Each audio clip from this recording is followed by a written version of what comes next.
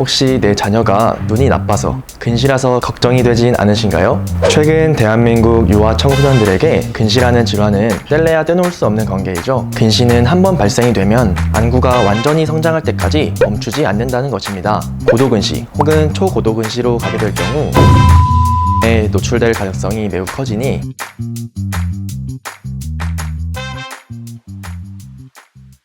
안녕하세요. SMB안과 임정호입니다. 자식을 두신 부모님들, 혹시 내 자녀가 눈이 나빠서 근시라서 걱정이 되진 않으신가요? 최근 대한민국 유아 청소년들에게 근시라는 질환은 뗄래야 떼놓을 수 없는 관계이죠. 선천적으로 발생하는 경우도 있는 반면 요즘 근시는 환경적인 요인으로 발생하는 경우가 대부분이라고 볼 수 있는데, 스마트 기기와 영상 콘텐츠의 발달로 어렸을 때부터 전자기기에 지속적으로 노출이 되고 청소년기에 들어서는 학업에 집중하다가 스마트폰을 보다가 하다 보면 가까운 곳을 쉬지 않고 자주 보게 되어 근시 진행이 가속되는 것이 아닐까 하는데요. 근시는 한번 진행이 되면 치료가 되지 않고 계속해서 진행이 되기 때문에 지속적인 관리가 필요해요. 그래서 오늘 이러한 걱정을 하는 부모님들께 근시를 억제하는 생활 습관에 대해서 말씀드리려고 합니다.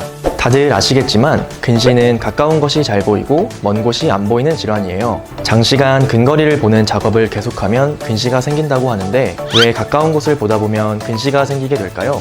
우리 눈에는 가까운 곳과 먼 곳을 볼 때 초점을 조절하는 수정체라는 조직이 있는데, 이 수정체를 조절하는 모양체라는 조직이 있어요. 그런데 가까운 것을 보는 것이 지속되면 모양체는 계속 가까운 거리를 보기 위해 수정체를 장기간 수축시키고, 이 점 때문에 수정체의 굴절력이 높아져 상이 망막보다 앞에 맺히게 되는 근시가 진행이 되는 것입니다. 이 상태에서 신체가 성장하면 안구의 크기도 같이 성장하며 눈의 길이가 길어지는 안축장 길이 증가로 인해 근시가 더욱 심해지게 되는 거예요. 여기서 아셔야 할 것은 근시는 한번 발생이 되면 안구가 완전히 성장할 때까지 멈추지 않는다는 것입니다. 다시 말해 나빠지기 시작하면 계속해서 나빠진다는 거예요. 그렇기에 내 자녀가 근시가 발생이 된다면 주기적인 검진을 통해 최대한 억제하는 과정이 필요해요. 일상생활 중 책을 읽거나 스마트폰을 볼 때 너무 가깝지 않은 거리에서 보는 습관을 들이게 하고, 만일 가깝게 보았다면 먼 곳을 보거나 눈을 감고 쉬는 시간을 중간중간 가지게 하는 것이 필수적입니다. 생활 습관 말고 렌즈를 통해 근시를 억제하는 방법이 있는데요. 바로 드림 렌즈를 사용하는 것입니다. 드림 렌즈는 아이들이 잘 때 렌즈를 낀 상태로 자는 렌즈예요.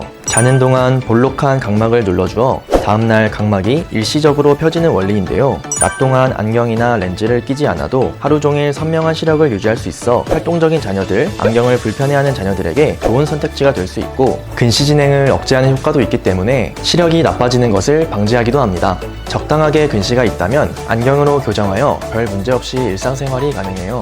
하지만 더 나아가 고도근시, 초고도근시가 되는 경우에는 이야기가 달라지는데요. 근시의 눈은 길이가 정상 길이보다 훨씬 길게 뻗어 있어요. 이 상태는 우리 눈에 굉장히 위험한데, 쉽게 비유를 하자면 밀가루 반죽을 쭉 늘어놓으면 중간에 구멍이 생기고 툭 끊기게 되잖아요. 눈도 마찬가지예요. 눈의 길이가 증가함에 따라 눈의 뒤편에 상이 맺히는 조직인 망막이 얇아지고, 이로 인해 망막이 뜯어지는 질환인 망막 박리가 생길 수가 있으며, 또한 얇아진 망막에 정상적인 압력을 가해도 망막 속 시신경이 눌려 압박을 당하고, 이 압박이 지속되면 녹내장과 같은 질환으로도 발전이 될 수가 있어요. 질환적인 이유도 있지만 내 아이가 시간이 지나 성인이 되어 레이저 시력 교정술을 받더라도 고도근시인 상태로 수술을 하면 수술 자체가 안 될 수도 있고, 수술을 받더라도 부작용이 발생할 확률이 높아지고 시력의 질 또한 떨어질 가능성도 있어요. 정리하자면 고도근시 혹은 초고도근시로 가게 될 경우 수많은 안질환에 노출될 가능성이 매우 커지니,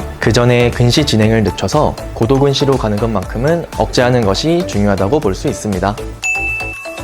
지금까지 근시와 근시 억제에 관하여 이야기를 나누었는데요. 근시는 지금은 별 문제 없더라도 나중에 나이가 들면 아주 치명적인 질환으로 이어질 수 있기에 어렸을 때부터 지속적인 관리를 하는 것이 중요하다는 점을 기억해 주시기 바랍니다. 지금까지 SMB안과 임정호였습니다.